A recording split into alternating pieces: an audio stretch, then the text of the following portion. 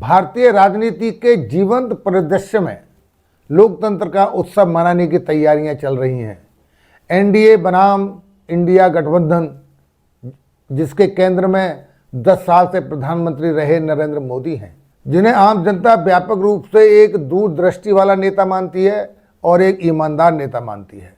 2014 के बाद हर 5 साल के बाद मोदी या कहीं बीजेपी अपना लक्ष्य, अपना टारगेट बढ़ाते जा रहे हैं। इस बार भी ऊंची महत्वाकांक्षा और आत्मविश्वास के साथ 400 पार का नारा दिया है, जो कि लोकसभा में एक अभूतपूर्व प्राप्ति कही जा सकती है। मोदी इस तरह से प्रधानमंत्री श्री मोदी ने एंटी इनकम्बेंसी को पूरी तरह नकार दिया है। भाजपा मोदी के नेतृत्व में विपक्ष के संयुक्त मोर्चे इंडिया अलायंस का सामना करने को तत्पर है और सहज दिखाई दे रहा है। उन्हें पद से हटाने का प्रयास इंडिया गठबंधन पूरे जोर शोर से कर रहा है।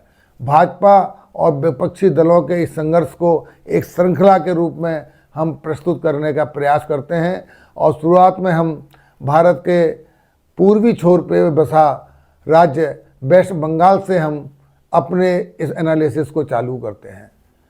नमस्कार दोस्तों, आप देख रहे हैं सत्यवाणी हिंदी का यूट्यूब चैनल और मैं हूं योगेश शर्मा।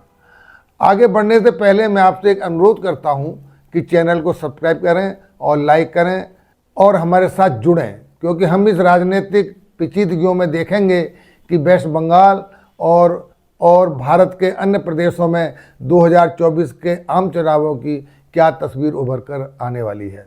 भारतीय राजनीति हमेशा भव्य आख्यानों का रंगमंच रही है।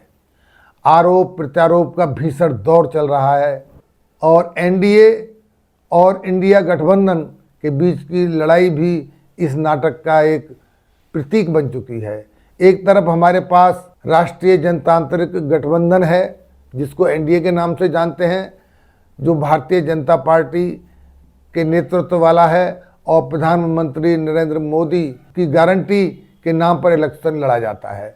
मोदी जिन्हें अक्सर उनकी पारदर्शिता और निर्णायक शासन के लिए सराहा जाता है। नरेंद्र मोदी ने भारतीय इतिहास में एक परिवर्तनकारी नेता के रूप में जगह बनाई है और साथ ही लोकसभा में 400 से अधिक सीटों का दावा भी किया है। मित्रों, वहीं दूसरी तरफ इंडिया गठबंधन, जो मोदी को सत्ता से बाहर करने के अपने एकजुट प्रयासों में लगा हुआ है, विभिन्न क्षेत्रीय और राष्ट्रीय पार्टियों के प्रभावशाली लोगों के नेतृत्व में इंडिया गठबंधन एनडीए के प्रभुत्व के लिए एक कठिन चुनौती पेश करने का पुरजोर प्रयास कर रहा है। इंडिया गठबंधन की चुनावी सभाओं का नारा है, मोदी हटाओ देश बचाओ।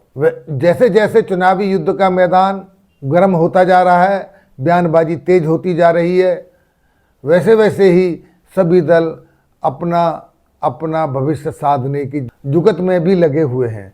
गठबंधन और अधिक जटिल होते जा रहे हैं, क्योंकि राजनीति में कोई किसी का नहीं होता, लेने और देने का खेल चलता है, एक ट्रांजैक्शन का खेल चलता है।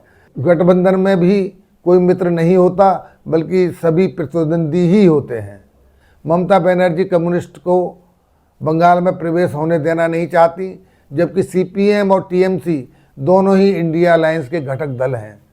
सीपीएम कांग्रेस पर जल्द से जल्द स्थिति को स्पष्ट करने का दबाव बना रही है। वहीं सीपीएम टीएमसी के साथ वेस्ट बंगाल में सीटों का तालमेल करना नहीं चाहती है। कांग्रेस के सांसद अधीर रंजन भी टीएमसी के साथ जाने को कतई तैयार नहीं है, जबकि कांग्रेस में शीर्ष पर बैठे हुए नेताओं का ऐसा मानना है कि टीएमसी के साथ गठबंधन की अगर किया जाए तो ज़्यादा लाभकारी हो सकता है। उनका मानना है कि टीएमसी अन्य राज्यों में भी कांग्रेस के पक्ष में कुछ सीटें दिला सकती है, जिसके पिछले आंकड़ों को अगर देखा जाए तो सीपीएम का कोई भी सांसद 2019 में वेस्ट बंगाल से कामयाब नहीं हो पाया था। कांग्रेस के 2 सांसद हैं, कांग्रेस के 2 सांसद जीत कर आए थे। सीपीएम का कहना है कि अगर कांग्रेस टीएमसी के साथ जाती है तो सीपीएम सभी 42 सीटों पर अपने उम्मीदवार उतारेगी।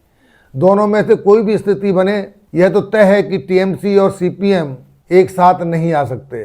तब हम कह सकते हैं कि वेस्ट बंगाल में इंडिया अलायंस के जीरो हो जाते हैं, जिसका पूरा पूरा लाभ सत्ता में बैठी भाजपा के पास आ जाएगा। और वर्तमान में बीजेपी के 16 सांसद हैं। देखना होगा कि 400 का लक्ष्य बनाकर चल रही भाजपा वेस्ट बंगाल में कितनी सीटों का इजाफा कर पाती है। वेस्ट बंगाल की राजनीति भी ऐसे ही दाव पेच में फंसकर रह गई है।